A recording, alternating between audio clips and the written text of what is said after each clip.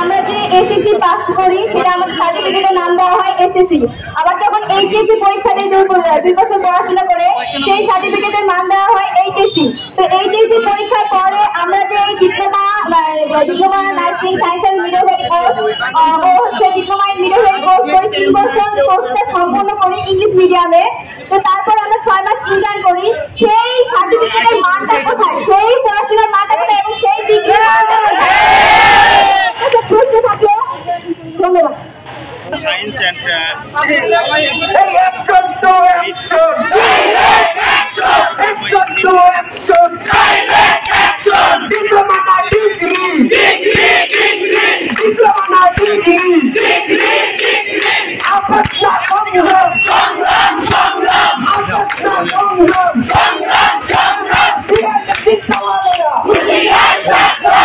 long bullet neck.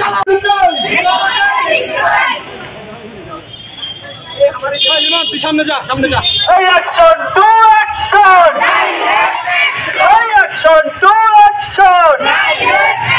Okay, আগলে লেগেছে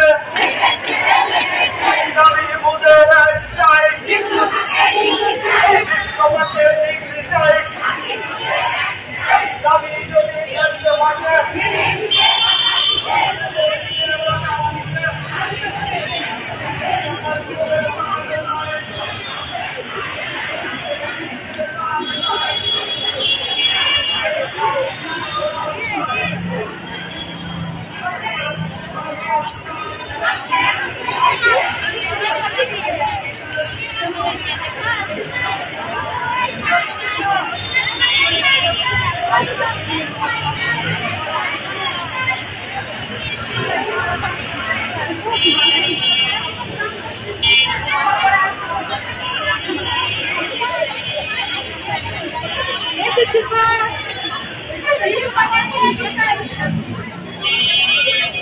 কিন্তু আমার কথা হচ্ছে যে দেশে আমাদের নিজেদের নাচের নিজেদের দেশে সঠিক মূল্যায়ন করা হয় না, সেখানে বাইরের দেশে আমাদের কিভাবে মূল্যায়ন করা হবে? তাই আমরা আমাদের এখানে যে সুযোগ দাবি নিয়ে এসেছি, আমাদের যে এই দাবি থেকে আমরা সরে দাঁড়াবো না যতক্ষণ না পর্যন্ত এই দাবি আমাদেরকে দেওয়া হচ্ছে। আমরা সকলে কিছু থাকবো এবং আপনাদেরকে ভালো রাখার চেষ্টা করবো। অর্থনৈতিক উন্নয়ন ছেড়ে সারা বিশ্বে আমাদের নাচের সমাজকে তুলে ধরবো।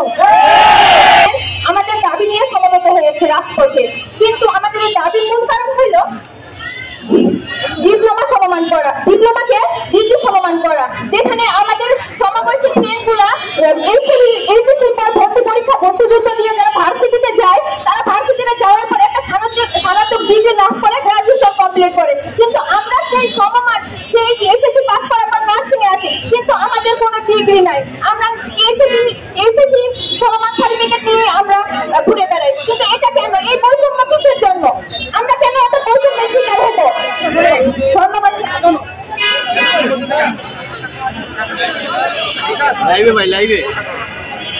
ধন্যবাদ। শীত দিয়ে শুরু করছি। আজকে যারা হচ্ছে আমাদের মিডিয়া কর্মী আছেন, আপনার ইনশাল্লাহ আমি বলতে চাচ্ছি, আমি যখন এসএসসি পাস করার পর তখন কম্পিটিশন পরীক্ষা হয়, সেখানে টিকে এবং তারপর হচ্ছে আমি 10% ছেলে নেই আমাদের নার্সিং করছে 100% মাঝখানে। তো সেখানে আমি একটা ছেলে হয়ে আমি বিভিন্ন ভার্সিটিতে ট্রান্সফার পাই। তো এত কিছু করার পরে আমি যখন ইংলিশ মিডিয়ামে পড়াশোনা করি, ইন্টারন্যাশনাল একটা কোর্স মেনটেন করি, ক্লিনিক্যাল প্র্যাকটিস করি, তার সাথে হচ্ছে আমরা 6 মাস ইন্টার্নশিপ করি। তারপরে হচ্ছে দিনশেষে দেখা যাচ্ছে আমরা 3 বছর কোর্স কমপ্লিট করার পরে 6 মাস ইন্টার্নশিপ কমপ্লিট করার পরে আমরা আমাদের এসএসসি সমমান থেকে যাচ্ছি। তো তাই ভাবছি এটা আমাদের পেশার জন্য খুবই লজ্জাজনক, খুবই দুঃখজনক। আমরা তীব্র প্রতিবাদ জানাই এবং আমরা যতদিন পর্যন্ত মাঠে থাকবো, যতদিন পর্যন্ত আমাদের